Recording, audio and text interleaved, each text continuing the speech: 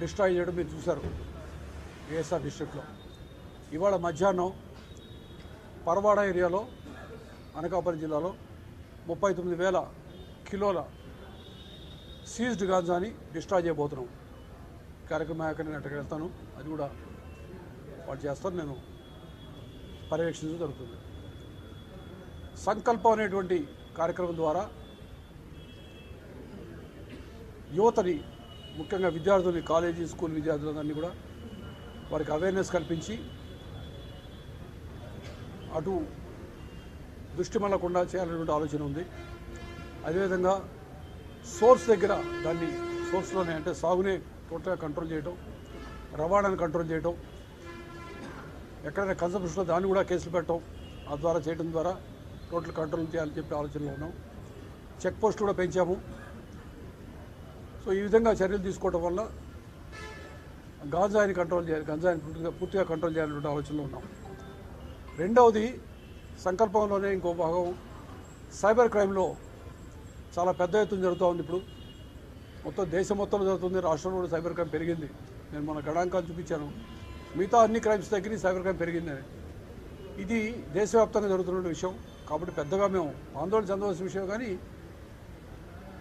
దానికి పూర్తిగా మేము టెన్షన్లోకి వెళ్లకుండా దాన్ని ఏ విధంగా కంట్రోల్ చేయాలని చెప్పి ఆలోచించినప్పుడు ప్రతి జిల్లాలో కూడా ఒక సైబర్ క్రైమ్ పోలీస్ స్టేషన్ పెట్టాలని, అదేవిధంగా ఎక్స్పర్ట్స్ని వాడుకొని సైబర్ క్రైమ్ ఎప్పటికప్పుడు కంట్రోల్ చేయాలని, దాన్ని కూడా మించి ప్రజల్లో మంచి అవగాహన చేసుకోవాలని. అంటే డిజిటల్ అరెస్ట్ అనేది అసలు లేదు, తెలియక చాలామంది డబ్బులు కట్టేస్తున్నారు, ట్రాన్స్ఫర్ చేస్తున్నారు.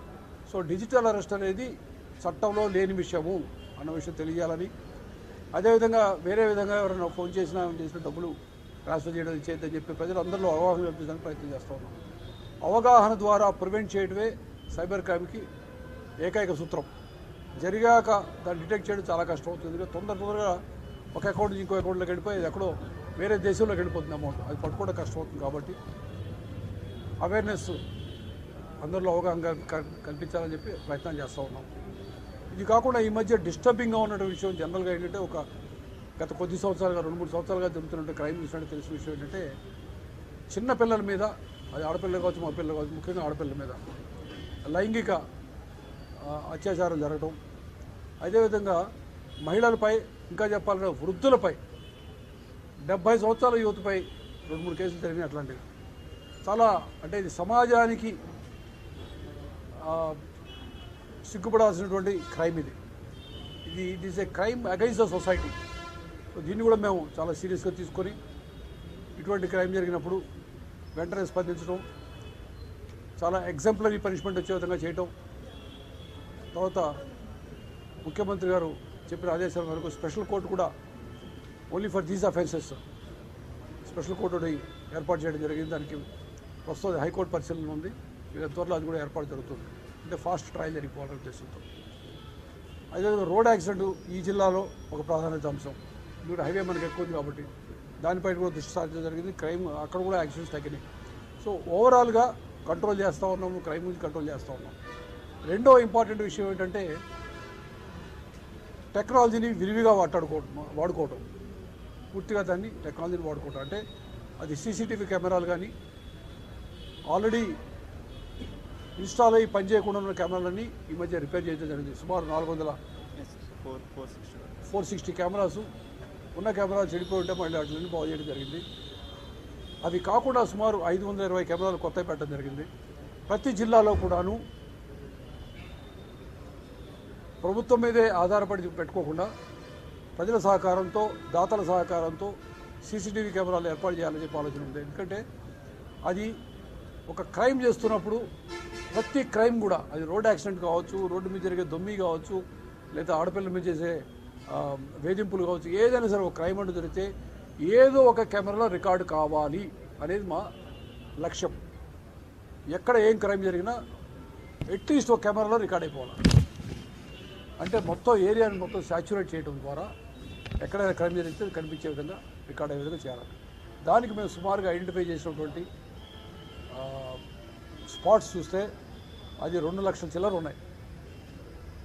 2 లక్షల చిల్లర కెమెరాలు ఇమీడియట్గా గవర్నమెంట్తో పెట్టించాలని చాలా ఖర్చు అవుతుంది. కాబట్టి ప్రజల సహకారంతో వాళ్ళని ఉత్తేజపరిచి వాళ్ళ ఉత్సాహంతో వాళ్ళనే మోటివేట్ చేసి అదేవిధంగా దాతల సహాయంతో పెట్టాలని చెప్పి ఆలోచించాం. ఇది ఇంకొక 2 నెలలు మార్చి 31 కల్లా 1,00,000 కెమెరాలు పెట్టాలనేది మా ఆలోచన. అది ఖచ్చితంగా మేము సాధిస్తాం. ఎందుకంటే మొన్న మీరు చూసారు విజయవాడలో 1150 కెమెరాలు ఒకే రోజు లాంచ్ చేశాం. తర్వాత ప్రతి చోట కూడా ఆ విధంగా 500 కెమెరాలు 1000 కెమెరాల ప్రకారం లాంచ్ చేసినట్లయితే మార్చి 31 కల్లా అన్ని జిల్లాలు కలిపి 1,00,000 అయిపోతే అదే స్ఫూర్తితో మళ్ళీ ఒకసారి మేము ఆలోచించి మేము అనుకున్న పూర్తి లక్ష్యాన్ని 2-3 లక్షల కెమెరాలు త్వరలో పెట్టాలని ఆలోచిస్తున్నాం. సో ఈ విధంగా టెక్నాలజీని వాడుకోవాలని, పోలీసింగ్ని మెరుగుపరచాలని, అంటే ప్రజలకు పారదర్శకమైనటువంటి సేవలు అందించాలా, తప్పు ఎవరు చేసినా ఒకే విధంగా స్పందించాలి అనేటువంటి ఆలోచనలతో మేము ప్రణాళికాబద్ధంగా పనిచేస్తూ ఉన్నాం. దీనికి ప్రజలందరూ కూడా సహకరించాలని, మీరు కూడా మా ఆలోచనని ప్రజలకు తీసుకెళ్లాలని మనస్ఫూర్తిగా కోరుకుంటూ మేము దగ్గర సెలవు తీసుకుంటాను. మీరు ఏదైనా విషయం ఉన్నట్లయితే అడగచ్చు. Otherwise will close the matter. జై హింద్.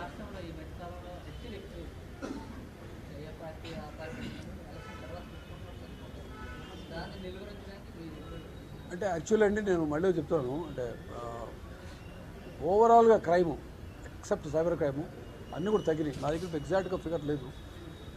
ఒక్క సైబర్ క్రైమ్ దాన్ని కూడా తగ్గినాయి. మీరు అన్నట్టు తగ్గినాయి సరిపోద్దా? ఇంకా తగ్గించాలి కదా, లేదా హత్యలే జరగకూడదు కదా, ముఖ్యమంత్రి గారు జీరో క్రైమ్ చేయమంటున్నారు కదా, తగ్గితే సరిపోదు కదా మీరు అనొచ్చు. ఆ దిశగా ఖచ్చితంగా మేము ప్రయత్నిస్తాం. నేను ముఖ్యమంత్రి గారు ఎప్పుడు చెప్పేదంటే జీరో క్రైమ్ అంటే అసలు క్రైమే ఉండకూడదని. అది లక్ష్యం. వీళ్ళంతా తగ్గించడానికి ప్రయత్నిస్తాం.